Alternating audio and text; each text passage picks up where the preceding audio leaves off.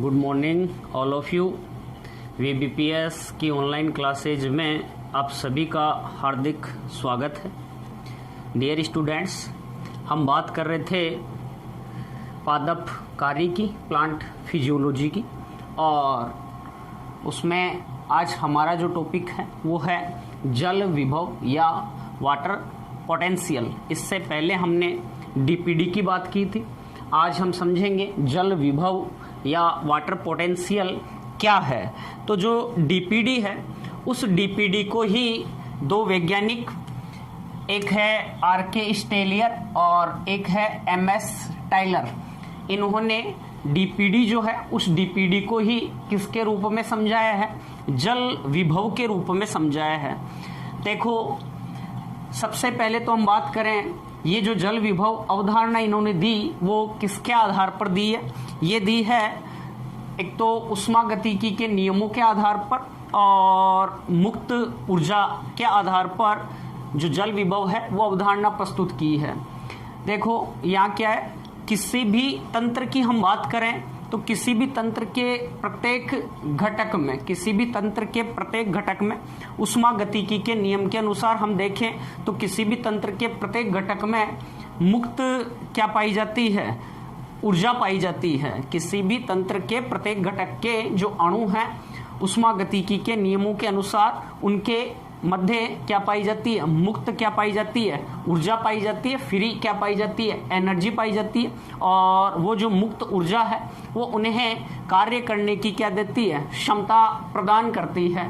परासरण की जो अपन बात कर रहे थे क्रिया, उसके अंदर भी जो जल है वह अर्धपारगम्य झिल्ली द्वारा उसका क्या होता है? स्थानांतरण। तो उसके लिए भी मुक्त ऊर्जा की क्या पड़ती है? आवश्यकता पड़ती है। अब ये जो मुक्त ऊर्जा है उसका जो अंतर है किसके बीच में? कोशिका में। और जो शुद्ध जल है उसकी बात करें उसके बीच में, उस अंतर को ही स्टेलियर और टाइलर ने क्या कह दिया? जल विभव कह दिया। तो ध्यान दो, शुद्ध जल हम बात करें, किसी कोशिका को यदि किसमें रखा जाता है? शुद्ध जल के अंदर रखा जाता है। तो शुद्ध जल और कोशिका में स्थित, कोशिका के अंदर जो विलयन स्थित है उस विलयन के जल के अणुओं के मध्य मुक्त ऊर्जा के प्रवाह का अंतर ही क्या कहलाएगा? यहाँ जल विभव कहलाएगा। किसी कोशिका को हमने शुद्ध किसमें रखा? जल में रखा। तो शुद्ध जल के जो अणु हैं उनके बीच में मुक्त क्या पाई जाती है? ऊर्जा पाई जाती है। उसी प्रकार जो कोशिका है उस कोशिका में जो विलयन है उसके मध्य भी उस जो विलयन है उस विलयन में भी जल के क्या पाए जाते हैं? अणु पाए जाते हैं। और उन जल के अणुओं में भी मुक्त क्या पाई जाती है? ऊर्जा पाई जाती है। तो इन दोनों के बीच में जो जल के अणु हैं, इन दोनों में, इन जल के अणुओं के मध्य जो मुक्त ऊर्जा प्रवाह का जो अंतर है उस अंतर को ही हम क्या कहते हैं? जल विभव कहते हैं। क्या कहते हैं? जल विभव। एक बार दोबारा ध्यान दे लो, यदि किसी कोशिका को शुद्ध किस में रखा है? जल में रखा है। तो शुद्ध जल और वो जो कोशिका है उस कोशिका में स्थित जो विलयन है उस विलयन के जल के अणुओं के मध्य जो मुक्त ऊर्जा प्रवाह का अंतर है उस अंतर को ही हम क्या कहेंगे? जल विभव कहेंगे। पहले ही बात की हमने, उष्मागतिकी के नियमों के अनुसार किसी भी तंत्र के प्रत्येक घटक में मुक्त क्या पाई जाती है? ऊर्जा। फ्री क्या पाई जाती है? एनर्जी, जो उसे कार्य करने की क्या दे रही है? क्षमता प्रदान कर रही है। परासरण की जो क्रिया होती है, अर्धपारगम्य झिल्ली द्वारा जल के अणु अपनी उच्च सांद्रता से निम्न सांद्रता की तरफ जाते हैं तो वहां भी मुक्त ऊर्जा की क्या होती है? आवश्यकता होती है, जिसके कारण जल के अणुओं का क्या होता है? स्थानांतरण होता है। तो यहां इनका जो अंतर है किसका? मुक्त जो ऊर्जा है जल के अणुओं की, उस अंतर को ही हम क्या कह रहे हैं? यहाँ जल विभव कह रहे हैं। और ये जो जल विभव है उसे हम ग्रीक शब्द किसके द्वारा दर्शाते हैं? साई के द्वारा। किसके द्वारा दर्शाते हैं? साई के द्वारा दर्शाया जाता है। और इसकी जो इकाई होती है, इसकी इकाई होती है बार। इसकी इकाई होती है बार या पास्कल। किसके रूप में? बार या पास्कल के रूप में जल विभव को क्या करते हैं? हम प्रदर्शित करते हैं या दर्शाते हैं। और एक बार बराबर होता है 0.987 एटमोस्फियर। क्या होता है? एक बार बराबर 0.9 7 एटमॉस्फेयर होता है।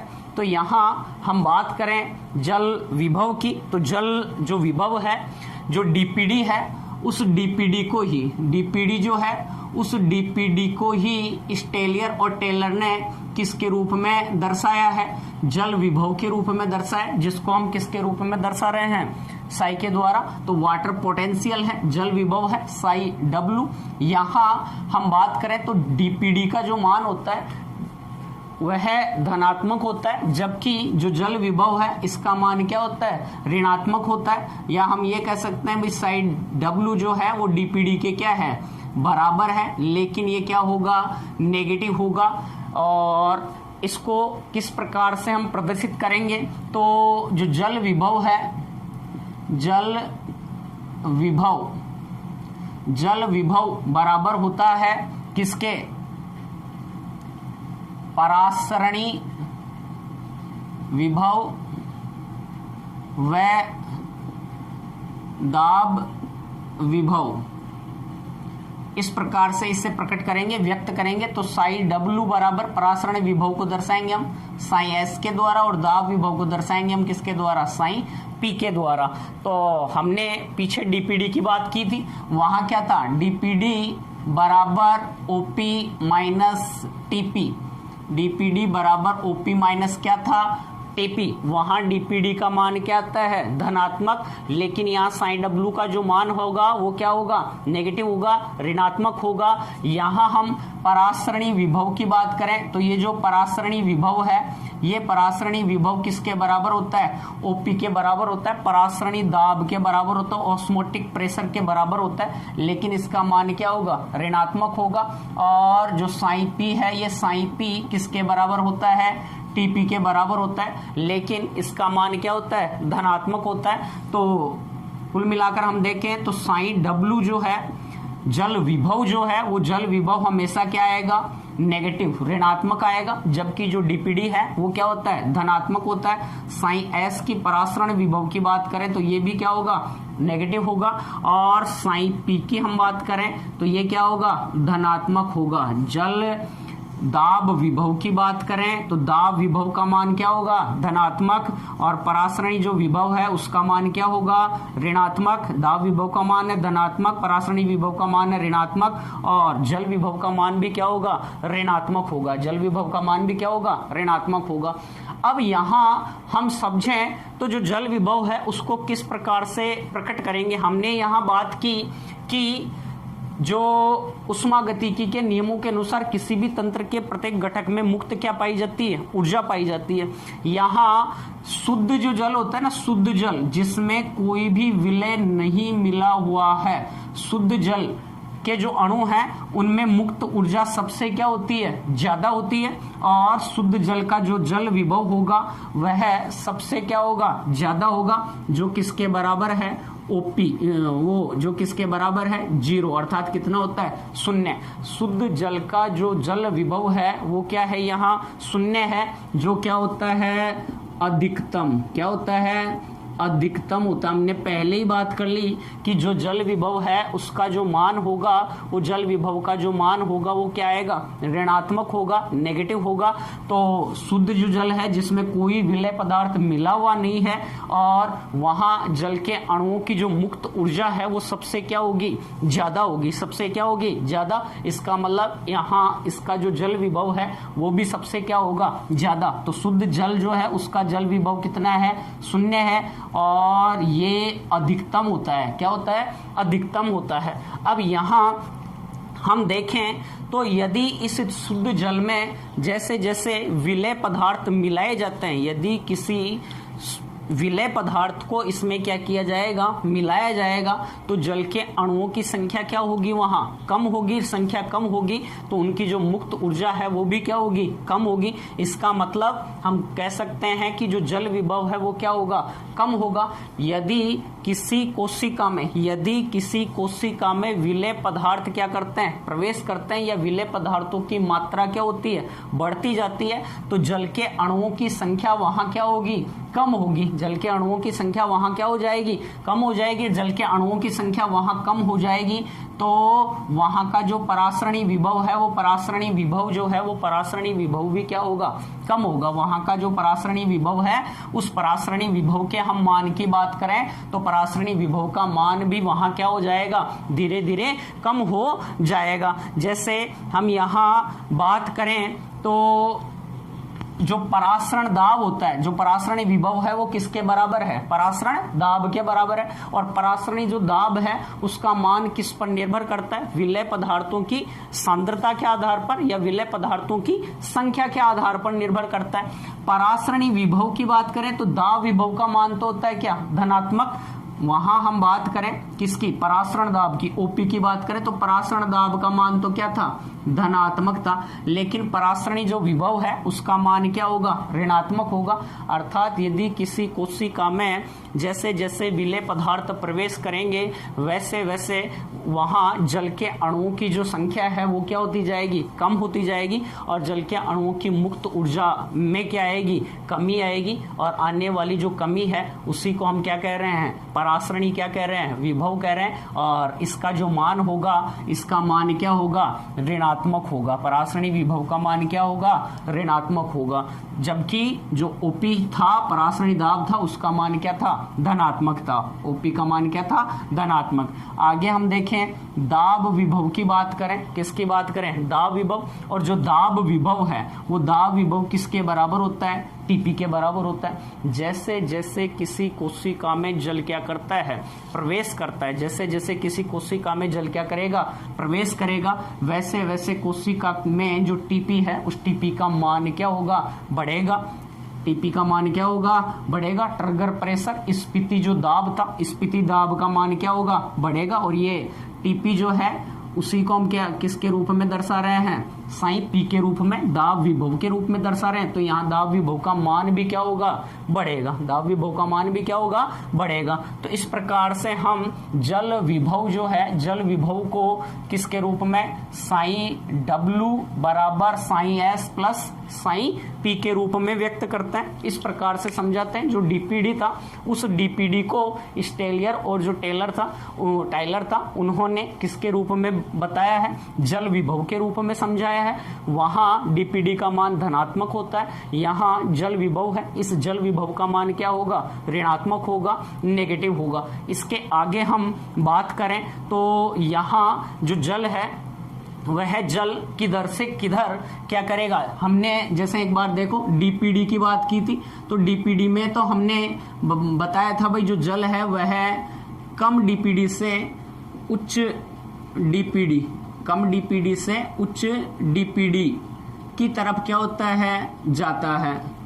H2O की गति, जल की गति कम डीपीडी से किधर जाएगा।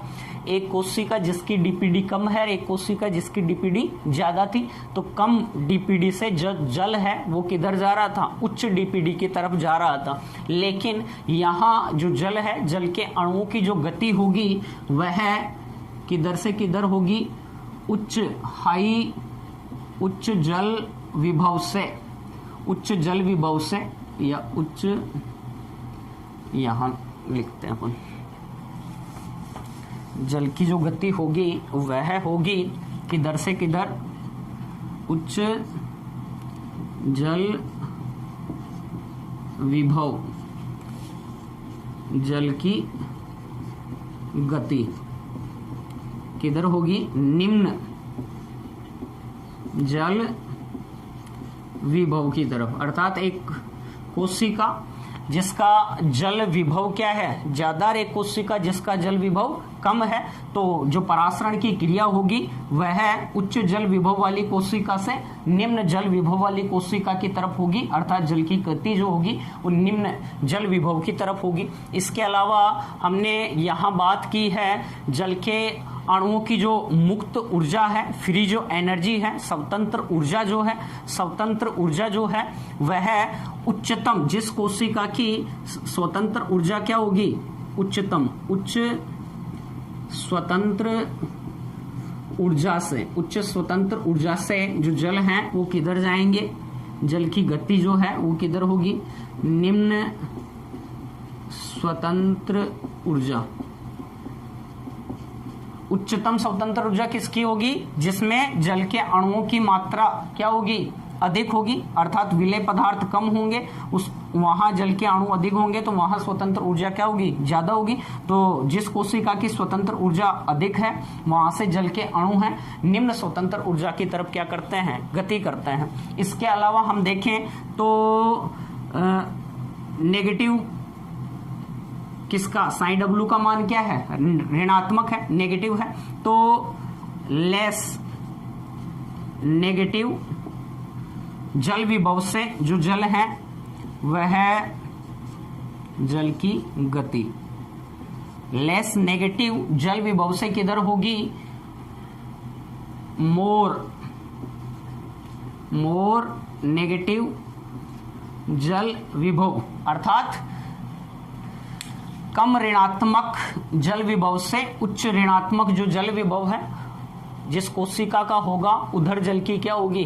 गति होगी। तो इनको हमें ध्यान रखना है। अभी हम समझते हैं किस प्रकार से डीपीडी और जो जल विभव है उसके आधार पर जो जल की गति है वो यहाँ हमें देखने को मिलती है, या जो परासरण की क्रिया है वो हमें यहाँ देखने को मिलती है। जल विभव जो था उसकी जो इकाई है वो क्या है? बार, या किसके रूप में व्यक्त करेंगे? पास्कल के रूप में। एक बार बराबर क्या होता है? 0.987 क्या होता है? एटमॉस्फेयर के लगभग पाया जाता है। यहां हम जैसे परासरण दाब की हमने बात की थी पीछे, किसकी? ओपी की बात की थी। तो हमने अभी पढ़ा ओपी बराबर है किसके? साई एस के। किसके बराबर है? साई एस के। परासरणी किसके बराबर है? विभव के। लेकिन ओपी का जो मान होता है वो ओपी का मान क्या होता है? धनात्मक, जबकि साई एस का मान क्या होता है? साई एस का मान क्या होता है? ऋणात्मक होता है। साई एस का मान क्या होता है? ऋणात्मक होता है, नेगेटिव होता है। कैसे? जैसे हमने पढ़ा था एक ग्लूकोज के एक अणु का 0 डिग्री सेंटीग्रेड टेम्परेचर पर हमने उसके परासरण दाब की बात की थी। वहां उसका जो परासरण दाब था एक ग्लूकोज के अणु का वो कितना आया था? 22.4 क्या था? एटमॉस्फेयर था। तो ये धनात्मक था। लेकिन वहीं यदि इसका है किसकी हम बात करें? परासरणी विभव की बात करें तो परासरणी विभव का जो मान होगा साइन एस का मान होगा वो नेगेटिव होगा। 22.4 एटमॉस्फेयर क्या होगा? ये ऋणात्मक होगा, नेगेटिव होगा। देखो अलग अलग जो कोशिकाएं हैं उनके लिए हम किसकी? जल विभव जो है उसकी बात करते हैं। अलग अलग कोशिकाओं के लिए जल विभव को समझे हम।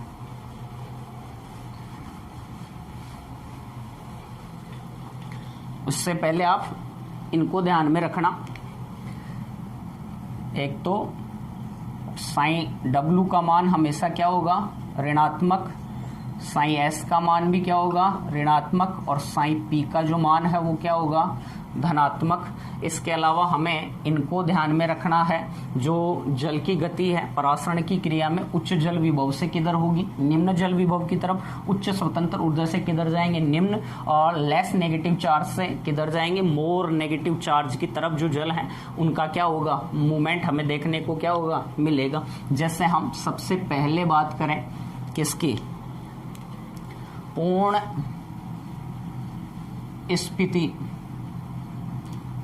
स्फीति कोशिका का जल विभव।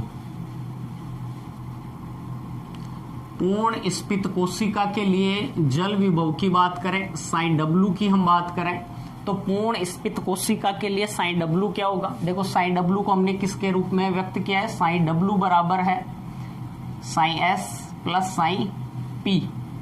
साइन एस यहाँ क्या था? परासरणी विभव। साइन पी क्या था? दाब विभव। ये क्या है? जल विभव। तो जल विभव निकाल रहे हैं किसके लिए हम? पूर्ण स्फीत कोशिका के लिए। और पूर्ण स्फीत कोशिका के लिए देखो क्या था? पूर्ण स्फीत कोशिका के लिए हमने पीछे भी बात की थी कि पूर्ण स्फीत कोशिका के लिए ओपी बराबर होता है किसके? टीपी के। ओपी बराबर होता है किसके? टीपी के। यहाँ ओपी की बात करें तो ओपी बराबर जैसे क्या है? 10 एटमॉस्फेयर है। और टीपी बराबर, टीपी की बात करें तो ये भी कितना होगा? 10 एटमॉस्फेयर होगा। लेकिन यहाँ हमें क्या निकालना है? जल विभव। डीपीडी नहीं निकालना है। डीपीडी हमने निकाला था तो डीपीडी जो था वो क्या आया था हमारे लिए? डीपीडी बराबर ओपी माइनस क्या था?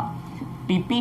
और उसके लिए क्या आया था, पूर्ण स्फीत कोशिका के लिए डीपीडी का मान क्या था, 10 माइनस 10, तो डीपीडी बराबर क्या था, डीपीडी बराबर क्या था, 0 था। पूर्ण स्फीत कोशिका का डीपीडी क्या होता है, 0 था। और डीपीडी को हमने कोशिका के लिए जल की क्या कहा था, मांग कहा था। तो पूर्ण स्फीत जो कोशिका है उसके लिए जल की कोई मांग नहीं होती है, तो उसका मान क्या था, 0 था। यहाँ हम बात करें तो यहाँ हमने बताया कि ओपी बराबर क्या है, साई एस, और टीपी बराबर क्या है, साई पी।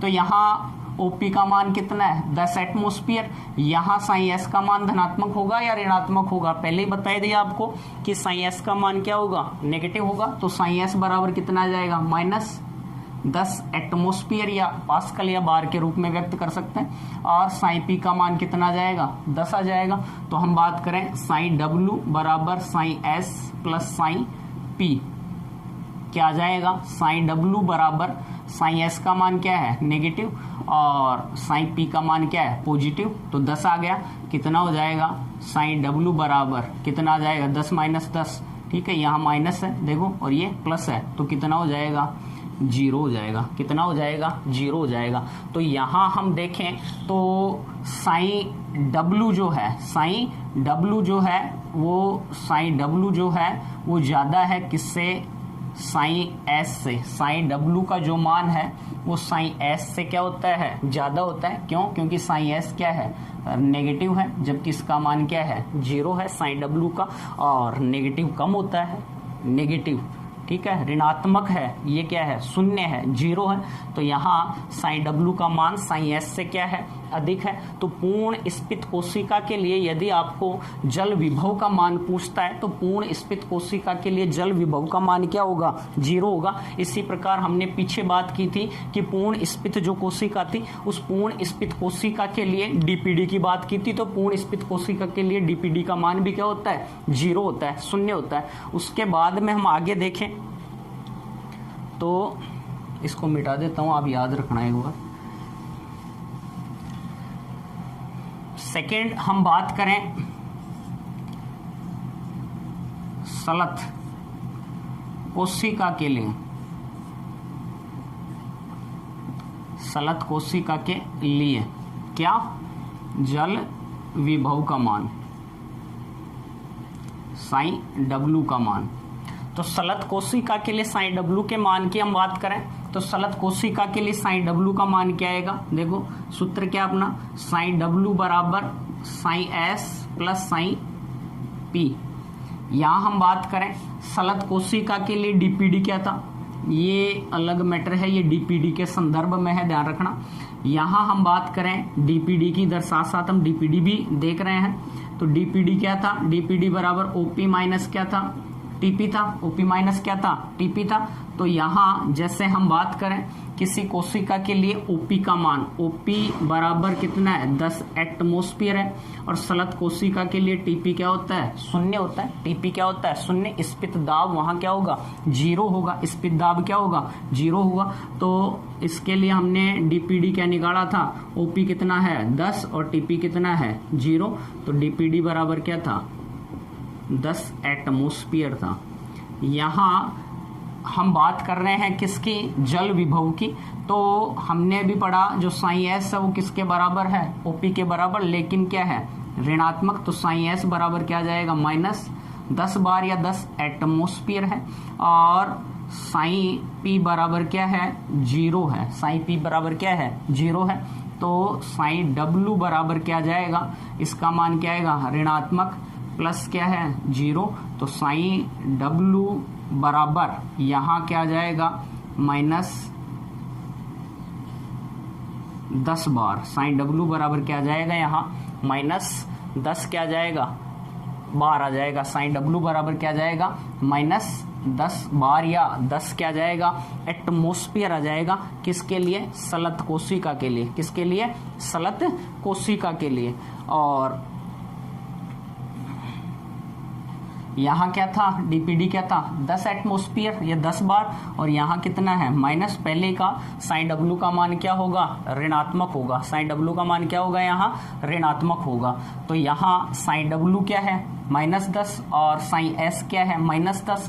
तो सलत जो कोशिका होगी, सलत कोशिका के लिए साइन डब्ल्यू बराबर होगा किसके, साइन एस के। साइन डब्ल्यू बराबर होगा किसके, साइन एस के। क्लियर यहाँ पर ये चीज क्लियर। साइन डब्ल्यू किसके बराबर है, साइन एस के क्या है, बराबर है। कौन, साइन डब्ल्यू। क्यों, क्योंकि यहाँ साइन एस का मान क्या है -10 और साइन डब्ल्यू का मान भी कितना आ रहा है, -10 आ रहा है। यहाँ डीपीडी का मान क्या है, धनात्मक, पहले का डीपीडी पॉजिटिव है और धनात्मक आएगा डीपीडी का मान, और जो जल विभव है, जल विभव का मान क्या आएगा, ऋणात्मक आएगा। नेक्स्ट हम बात करें किसके लिए, जीव द्रव्य कुंचित कोशिका के लिए। किसके लिए, जीव द्रव्य कुंचित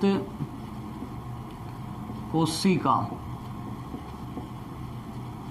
के लिए जल विभव, एक बार मैं इसमें शायद डाल लेता हूं। देखो, जीव द्रव्य कुंचित कोशिका के लिए हम बात कर रहे हैं जल विभव की। तो जीव द्रव्य कुंचित कोशिका के लिए जल विभव निकालना है, मतलब साइन डब्ल्यू निकालना है। तो साइन डब्ल्यू बराबर sine S plus sine P है। यहाँ इधर हम बात करें किसकी, डीपीडी की। डीपीडी बराबर ओपी माइनस टीपी। जीव द्रव्य कुंचित कोशिका के लिए क्या कहा था, टीपी क्या होता है, ऋणात्मक होता है। जीव द्रव्य कुंचित कोशिका का जो स्फीत दाब है वो क्या होता है, ऋणात्मक होता है। तो यहाँ हम जैसे देखें, ओपी बराबर 10 एटमॉस्फेयर और टीपी बराबर भी कितना है, 10 एटमॉस्फेयर।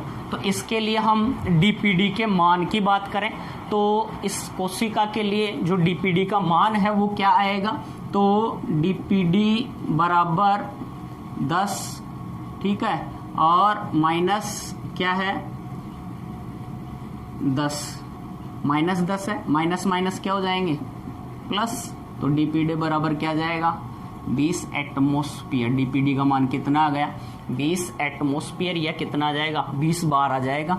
ये धनात्मक है। यहाँ हम किसके लिए बात करें, जल विभव बात करें तो साइन एस बराबर क्या था, ओपी के बराबर होगा। ओपी कितना है 10 और साइन एस का मान क्या होगा, ऋणात्मक, तो -10 बार। और साइन पी की बात करें तो साइन पी का मान जो है वो भी जीव द्रव्य कुंचित कोशिका के लिए क्या होगा, ऋणात्मक होगा, नेगेटिव होगा। तो ये भी कितना आ जाएगा, -10 आ जाएगा।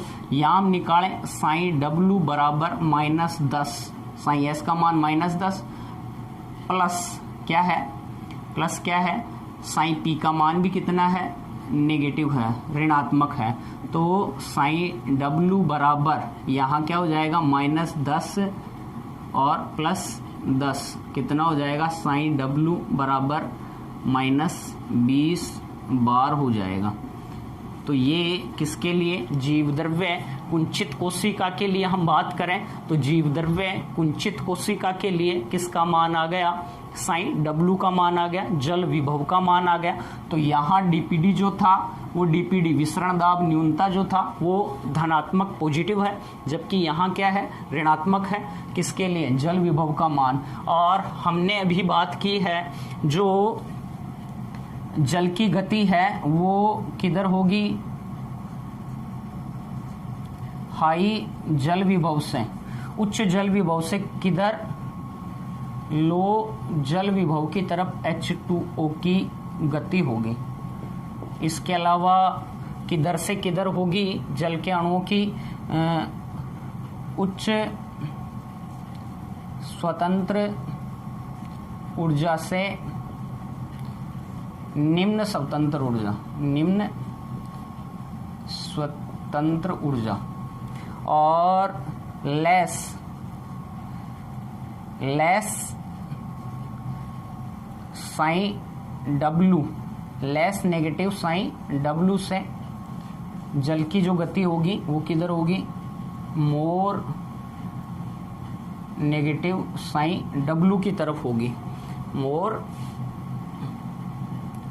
नेगेटिव साइन डब्लू की तरफ होगी। अर्थात जैसे यहां हम बात करें, यहां -10 बार है, किसका मान साइन डब्लू, तो साइन डब्लू बराबर कितना है -10 बार, और यदि इधर आ जाए -20 बार आ जाए साइन डब्लू का मान, ठीक है, साइन डब्लू का मान, तो -10 से किधर, जिस कोशिका का जो अधिक क्या है, मोर नेगेटिव साइन डब्लू का मान है, उधर जल के अणुओं की क्या होगी, गति हमें यहाँ देखने को मिलेगी। अब यहाँ हम इसको एग्जाम्पल के थ्रू समझने का क्या करें, प्रयास करें। एक बार दोबारा से देख लो, पूर्ण स्फीत कोशिका के लिए जल विभव का मान क्या है, 0 है। पूर्ण स्फीत कोशिका के लिए जल विभव का मान क्या है, 0 है। यहाँ साइन डब्लू बराबर है किसके, साइन डब्लू बड़ा है, साइन डब्लू अधिक है किससे, साइन एस से। साइन एस का मान क्या है, ऋणात्मक -10 है, जबकि साइन डब्लू का मान क्या है, 0 है। सलत कोशिका के लिए हम जल विभव की बात करें तो सलत कोशिका के लिए जो जल विभव होगा वो कितना आ रहा है, जैसे -10 बार आ रहा है, और यहाँ साइन डब्लू और साइन एस जो है उन दोनों का जो मान हम देखेंगे तो दोनों का मान यहाँ क्या होगा, बराबर हमें देखने को मिलता है। क्लियर यहाँ पर। लेकिन यही चीज हम जीवद्रव्य कुंचित कोशिका के संदर्भ में देखें तो यहाँ देखो साइन एस का जो मान है, साइन एस का जो मान है वो क्या है, -10, और साइन डब्लू का मान जो है वो क्या है, -20। साइन डब्लू का जो मान है वो क्या है, -20 है। तो यहाँ इसके संदर्भ में हम ये कह सकते हैं कि साइन डब्लू से साइन एस का मान जो है वो जीवद्रव्य कुंचित कोशिका के लिए क्या होता है, अधिकतम होता है। जीवद्रव्य कुंचित कोशिका के लिए क्या होता है, अधिकतम हमें देखने को मिलता है। क्लियर यहाँ पर। अब हम बात करें अलग अलग कोशिकाओं के संदर्भ में कि जल विभव के आधार पर एक कोशिका से दूसरी कोशिका में जो परासरण की क्रिया है वो हमें किस प्रकार से देखने को मिलेगी। एक बार आप इसका स्क्रीनशॉट ले लें।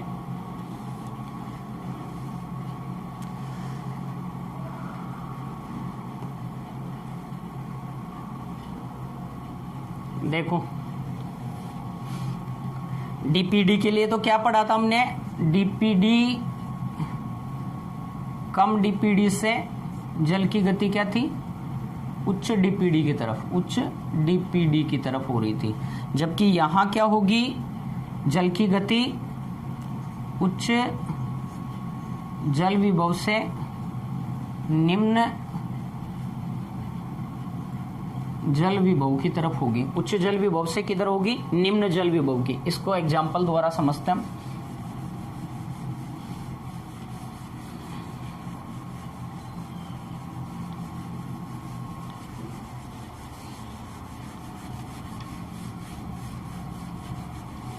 देखो ये हमारे पास 3 सेल हैं, जैसे कोई सेल है, कोशिकाएं हैं।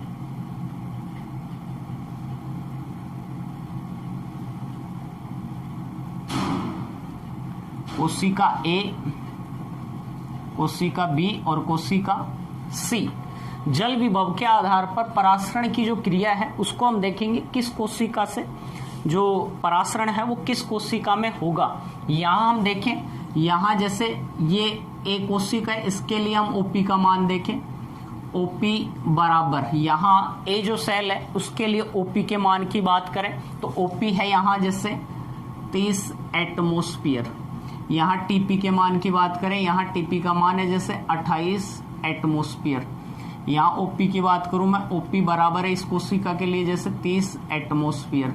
और यहाँ टीपी का मान की बात करूं तो मैं यहाँ टीपी का मान है जैसे 15 एटमोस्फियर। इसके लिए मैं बात करूं, ओपी का मान है यहाँ जैसे 35 एटमोस्फियर, और टीपी के मान की बात करूं तो इसके लिए टीपी का जो मान है मैं यहाँ लेता हूं जैसे 31 एटमोस्फियर। क्लियर। ये अलग अलग 3 क्या है, सेल्स हैं, और 3 कोशिकाओं के लिए ओपी टीपी का मान हमने क्या है लिया है। डीपीडी की और विसरण दाब न्यूनता की, और हम बात कर रहे हैं जल विभव की। दोनों को साथ में देखते हैं हम किस प्रकार से। तो सबसे पहले तो ए कोशिका, ए सेल के लिए देखो, इधर मैं निकालूंगा डीपीडी और इधर मैं निकालूंगा जल विभव। साइन डब्ल्यू बराबर sine S plus sine P, DPD बराबर ओपी माइनस टीपी। ए कोशिका के लिए, ए सेल के लिए, इसके लिए बात कर रहे हैं। तो इसके लिए डीपीडी का मान कितना आएगा और जल विभव का मान कितना आएगा। तो ध्यान दो, यहां हमने बात की पहली कोशिका के लिए, फर्स्ट कोशिका के लिए ओपी कितना है 30 और टीपी कितना है 28 एटमॉस्फेयर। क्लियर। तो डीपीडी क्या आ जाएगा, डीपीडी बराबर 30 माइनस 28 कितना आ जाएगा, डीपीडी बराबर कितना आ जाएगा 2 एटमॉस्फेयर या 2 बार आ जाएगा, या पास्कल के रूप में हम इसको व्यक्त कर सकते हैं। 2 एटमॉस्फेयर यहाँ डीपीडी का। साइन डब्ल्यू की बात करें, यहाँ देखो ओपी का मान कितना है 30, यहाँ ओपी के बराबर ही होगा कौन, साइन एस बराबर है किसके, ओपी के, लेकिन क्या होगा नेगेटिव होगा इसका मान। तो साइन एस बराबर क्या आ जाएगा माइनस 30 एटमॉस्फेयर आ जाएगा।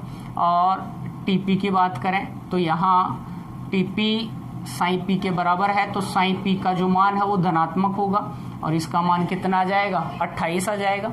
यहाँ हम इसके लिए निकालें तो देखो साइन डब्ल्यू बराबर माइनस साइन एस का मान क्या है -30 और प्लस क्या है 28, तो कितना आ जाएगा साइन डब्ल्यू बराबर -2 बार या एटमॉस्फेयर। देखो उसके लिए क्या आ रहा है, डीपीडी का मान क्या है धनात्मक और किसका साइन डब्ल्यू का मान, जल विभव का मान क्या है ऋणात्मक है। कोशिका एक ही बात की, यहाँ भी 2 है यहाँ भी 2 है, लेकिन इसका मान धनात्मक है इसका मान ऋणात्मक है। पहले ही हमने बात कर ली, जल विभव का जो मान होगा जल विभव का मान क्या आएगा ऋणात्मक आएगा, क्या आएगा ऋणात्मक, जबकि डीपीडी का मान क्या आएगा धनात्मक आएगा। नेक्स्ट हम देखें किसके लिए, इसको इधर रहने दो, बी सेल के लिए, बी कोशिका के लिए क्या देख रहे हैं हम, इधर तो देखा हमने साइन डब्ल्यू बराबर sine S plus sine P, और इधर बात कर रहे हैं हम डीपीडी बराबर ओपी माइनस टीपी। यहाँ दूसरी कोशिका के लिए देखो ओपी का मान कितना है 30 और टीपी का मान कितना है 30, तो यहाँ डीपीडी बराबर ओपी का मान 30 और टीपी का मान 15, कितना आ जाएगा डीपीडी बराबर 30 माइनस 15 बराबर कितना आ जाएगा 15 एटमॉस्फेयर या 15 बार आ जाएगा। इसके लिए देखें हम तो इसके लिए साइन एस का मान क्या होगा, ओपी के बराबर होगा, लेकिन ये क्या होगा ऋणात्मक होगा, और साइन पी का जो मान है वो धनात्मक होगा ही 15 होगा।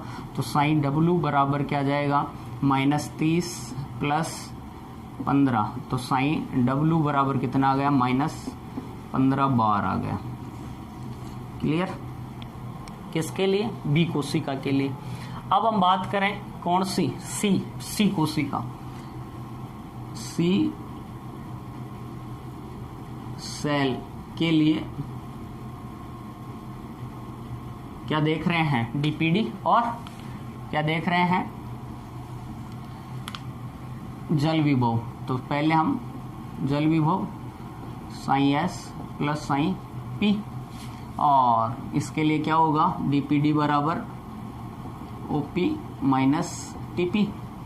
ओपी क्या है अपने पास, यहाँ सी कोशिका के लिए कितना है, ओपी बराबर कितना है 35 एटमॉस्फेयर और टीपी बराबर कितना है 31, तो कितना आ जाएगा डीपीडी बराबर कितना आ जाएगा, डीपीडी बराबर कितना आ जाएगा 4, कितना आ जाएगा 4 आ जाएगा। यहाँ डीपीडी का मान कितना आ जाएगा 4 आ जाएगा।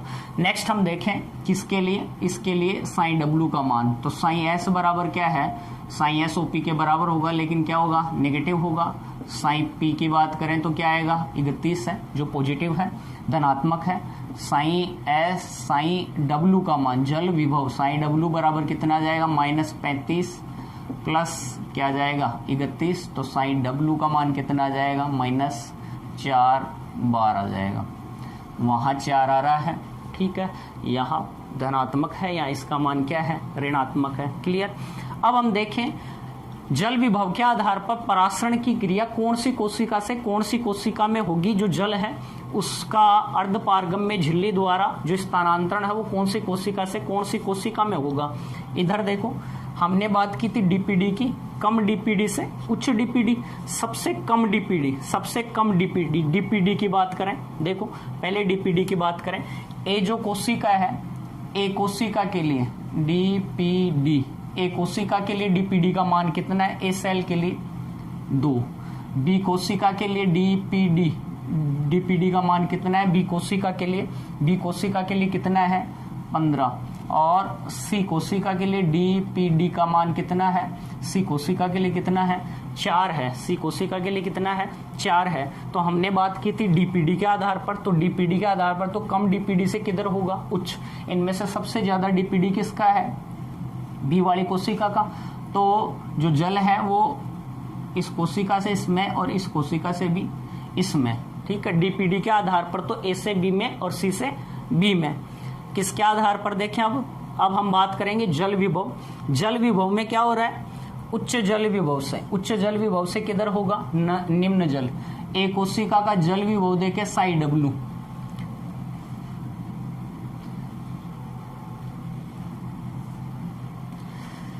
ए सेल का साई डब्लू कितना है, ए कोशिका का साई डब्लू कितना है -2, और बी कोशिका का साई डब्लू कितना है -15, और सी कोशिका का साई डब्लू कितना -4। अभी हमने क्या कहा है, इधर देखो यहां लिख रखा है मैंने, लेस नेगेटिव साई डब्लू से मोर नेगेटिव। जिस कोशिका का साई डब्लू का जो मान है वो कम ऋणात्मक साई डब्लू है और जिसका ज्यादा ऋणात्मक साई डब्लू है, उधर जल है उसकी क्या होगी गति। देखो इनमें लेस साई डब्लू, सबसे कम जो साई डब्लू है, सबसे कम जो साई डब्लू है अर्थात लेस नेगेटिव जो चार्ज है वो कौन सी कोशिका का है, इस कोशिका का है। तो इस कोशिका का जल विभव भी सबसे क्या है, ज्यादा है। इस कोशिका का जल विभव सबसे क्या है, ज्यादा है। फिर इस कोशिका का जल विभव है, फिर इस कोशिका का जल विभव है। यहां तो देखो उच्च जल विभव से निम्न, इसका अधिक नेगेटिव है तो इसका जो जल विभव का मान है वो बहुत क्या है, कम है, और भी कम है। इसका सबसे ज्यादा है, फिर इसका है, फिर इसका है। इसके आधार पर देखें तो लेस नेगेटिव साइन डब्लू से मोर नेगेटिव साइन डब्लू, सबसे कम ऋणात्मक साइन डब्लू का मान किसका है, इस कोशिका का। तो इस कोशिका से जो जल है वो किस कोशिका में आएगा, बी में, और इस कोशिका से भी जो जल है वो कौन सी कोशिका में आएगा, इस बी कोशिका में आएगा।